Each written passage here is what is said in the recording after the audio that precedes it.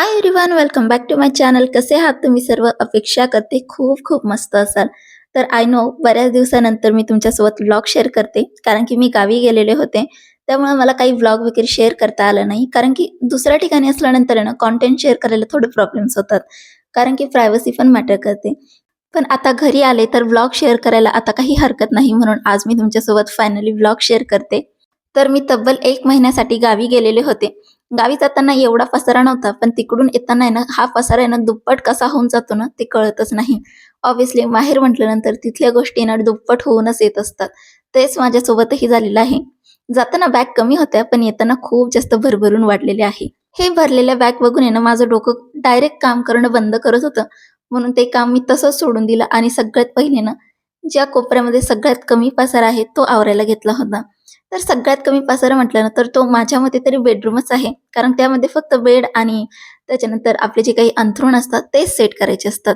त्यामुळे ना सगळ्यात आधी मी इथे ना आपलं बेडरूम आहे ना सेट करण्यासाठी घेतलेलं होतं.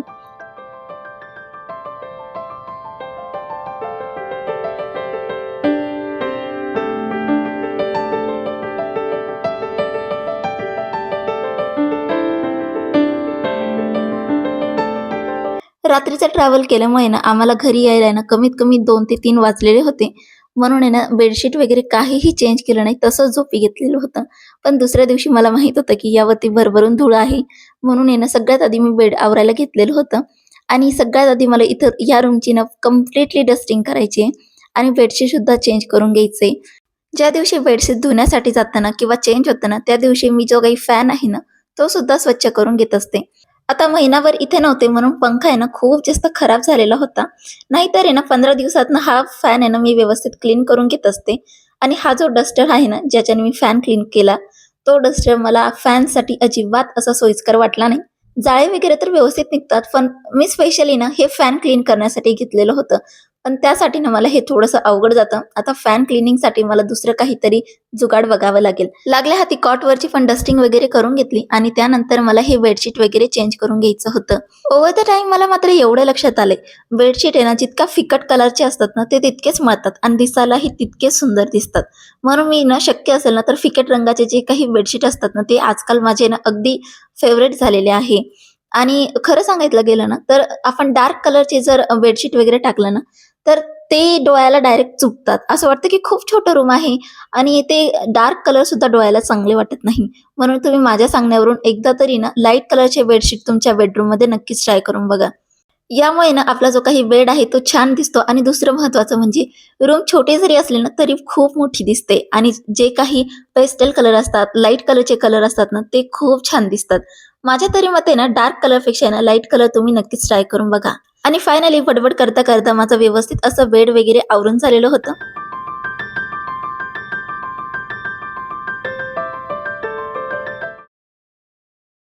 सकाळी असं वाटलं होतं की माझे सगळे काम आहे ना खूप आरामात होऊन जाईल. पण प्रथम इतका चिडचिड करत होता, त्याच्या चक्करमध्ये ना माझी खूप कामं उलट वाढवायची म्हणजे कमीच्या ऐवजी खूप वाढून गेली ती. पण ठीक आहे, आता त्याला फायनली मी झोपी घातले आणि आता तो जोपर्यंत झोपला तोपर्यंत मला माझी पटापट कामं आवरायची आहे. घरामध्ये लहान बाळ असलं ना, त्या घरामध्ये पसारा हा हमखास होतो. माझ्या घरामध्ये तर कोणताच कोपरा सुटत नाही. त्या कोपऱ्यामध्ये सुद्धा तुम्हाला पसारा दिसेल आणि तो पसारा आवरण्यामध्येच माझा पूर्ण दिवस निघून जातो. पहिले प्रथम होण्याच्या आधी कसं होतं माहिती का? मी एकदा पसारा आवरून ठेवला आणि तो कमीत कमी दुसऱ्या दिवशीपर्यंत जर कोणी पसारा पांगवला, तर माझी खूप जास्त चिडचिड व्हायची. पण आता मला आहे ना ती सवय झाली माहिती का? कारण मला माहिती आता हा जरी मी पसारा आवरते ना, थोड्या वेळाने जेव्हा तो उठेल ना, जेवढी काही कामं मी आवरली ती परत पहिल्यासारखी होऊन जातील. म्हणजे जिथं नाही तिथं तुम्हाला पसारा दिसणारच दिसणार. कुठेही खेळणी पडलेली, भांडी पडलेली, काहीही तुम्हाला कुठेही सापडेल. बरं असं तो झोपलाय तोपर्यंत तर ठीक आहे, ही सन्नाटा आपण एन्जॉय करून घेऊया.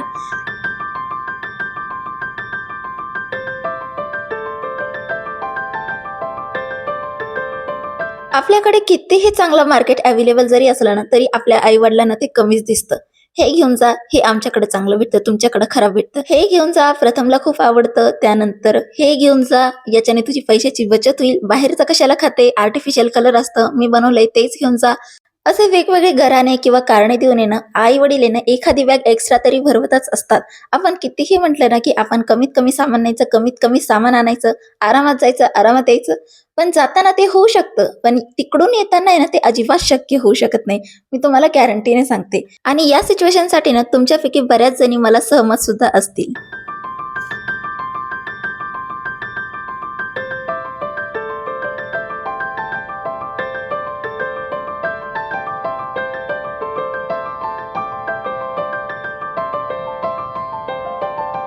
प्रथम झोपलेला आहे तोपर्यंत मला घर झाडून मस्तपैकी फरची पुसून घ्यायची आहे. मी फक्त बॅग अनपॅक केलेली आहे. सामान फक्त तिथल्या तिथं ठेवून दिलेलं आहे.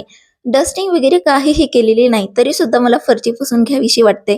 कारण की 1 महिन्यामध्ये घरामध्ये काय काय झालंय, काय सांडलंय, काय पडलंय, काय कोणते किडे खालीवर झाले ते आपल्याला माहित नसतात. आपण कितीही स्वच्छता ठेवली तरी सुद्धा आपल्या माघारून पाल असो किंवा झुरळ असो एखादं तरी असतं ते फरशीवरून फिरतच असतं किंवा धूळ असो.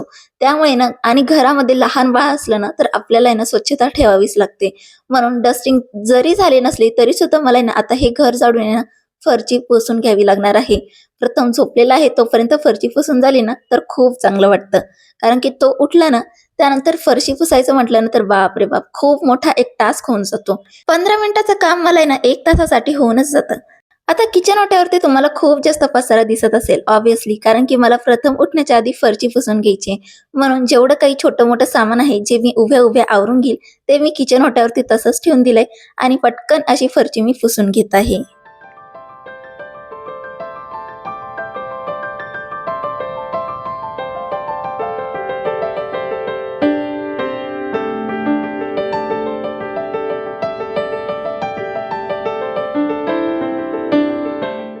फरची वगैरे पुसून घेतल्यानंतर मी कमीत कमी अर्धा तासासाठी रेस्ट घेतला होता. सुदैवाने प्रथम अजून सुद्धा झोपलेला आहे. तोपर्यंत माझा जो काही किचन ओट्यावरती जो काही पसारा होता तो सुद्धा मला इथे आवरून घ्यायचा होता.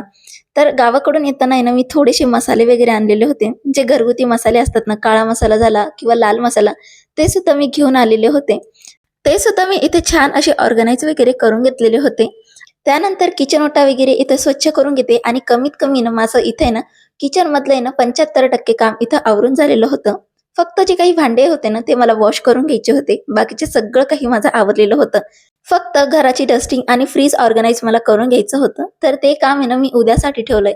कारण की आज एवढीच कामं आवरेपर्यंत मला संध्याकाळचे 4-5 वाजलेले आहे आणि थकवा सुद्धा खूप जाणवतोय.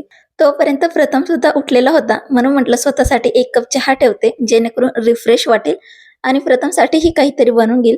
आणि ज्यावेळेस गॅसची शेगडी बघितली त्यावेळेस मला कळून चुकलं की माझ्या मिस्टरांनी किचनवरती अतिक्रमण केलेलं होतं. जास्त नाही पण थोडाफार तरी स्वयंपाक वगैरे त्यांना येतो. त्यामुळे कधी-मध्ये ते स्वयंपाक करून घ्यायचे.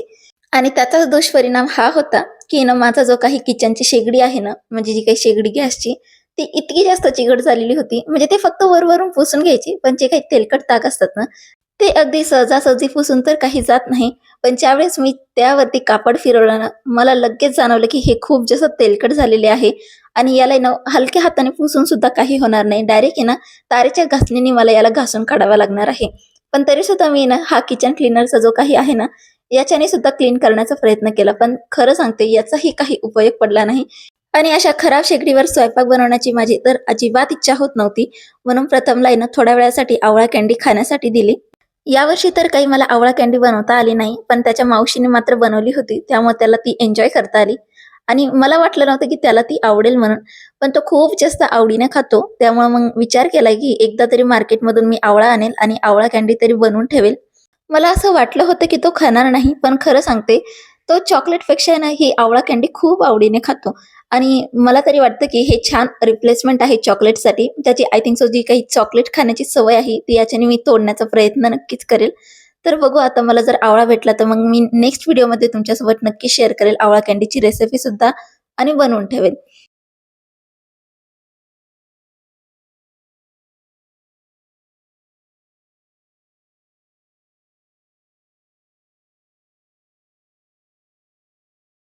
किचन तर क्लीन झालं कसंबसं, पण त्यानंतर मला इथं प्रथमसाठी काहीतरी बनवायचं होतं. म्हणून झटपट मी मिक्स डाळ खिचडी बनवून घेतली आणि साइड बाय साइड स्वतःसाठी 1 कप चहा सुद्धा ठेवून घेतलेला होता. आणि आजकाल आहे ना मी साखरेच्या ऐवजी ना स्टिवियाचा वापर करत आहे. एका ओळखीच्याच व्यक्तीच्या व्लॉगमध्ये मी बघितलं होतं. वेट लॉससाठी ना ती व्यक्ती ना जी काही स्टिविया असते ना ती वापरायची आणि मी जेव्हा ती वापरायला घेतली ना, तर मला फक्त एवढंच कळलं, ती आहे साखरेसारखी. फक्त आहे ना, जिथे आपल्याला 3 चमचे साखर घालावी लागते ना, तिथे आपल्याला फक्त 1.5 चमचा साखर म्हणजे ही जी काही स्टिविया असते ना, ती वापरावी लागते. आता यावरून आहे ना, बऱ्याच जणांना असं कन्फ्युजन होत असेल, हे साखरेसारखंच आहे, मग डिफरन्स कसं काय? तर मी तुम्हाला थोडक्यात सांगते. मला जे कळलंय ते सांगते बरं का. चुकलंय काय, बरोबर काय मला नाही माहिती. कारण की मी स्वतः अजून रिसर्चवर आहे. तर काय माहिती का, हे प्रॉडक्ट काय क्लेम करतं माहिती का? जर आपण रेग्युलर साखर वापरली, जर आपल्याला त्यातून 500 कॅलरीज जर भेटताय, तर आपण स्टिविया वापरली त्यामधून फक्त आपल्याला 250 कॅलरीज भेटतील. हे प्रॉडक्ट आपल्याला क्लेम करत असतं. आता हे कितपत खरं आहे, कितपत खोटं आहे, हे खरंच कॅलरीचं इंटेक कमी करतं का, हे मला नाही माहिती. तुमच्यापैकी जर कोणीतरी हे वापरलं असेल ना, तर मला नक्कीच कमेंटमध्ये सांगा बरं का. आपण एक शब्द सुद्धा काही न सांगता आपल्यासाठी जर कोणी काही करत असेल ना, तर किती छान वाटतं ना. तर हा कप तुम्हाला दिसतोय, हा नवीनच माझ्या किचनमध्ये ॲड झालाय. तर हा कप आहे ना, मी सहज एकदा ग्लासमध्ये चहा पीत होते आणि ते माझ्या भावाने नोटीस केलतं आणि त्यानं न सांगता मला हा कप घेऊन आलता आणि मला इतकं आश्चर्य वाटलं होतं. कारण माझा भाऊ माझ्यापेक्षा लहान आहे आणि लहान असून सुद्धा तो इतका मोठ्यासारखा कधी वागायला लागला मलाच कळत नव्हतं. आणि खरं सांगायचं ना, जेव्हा मी हा कप बघते ना, तेव्हा मला मला त्याची खूप जास्त आठवण येते. महत्त्वाचं म्हणजे हा जो कप आहे ना, हा फक्त कप नसून माझ्यासाठी एक इमोशन आहे. चला तर मग आजचा व्लॉग इथं संपवते. भेटूयात अजून एका इंटरेस्टिंग व्लॉगसह. Bye bye.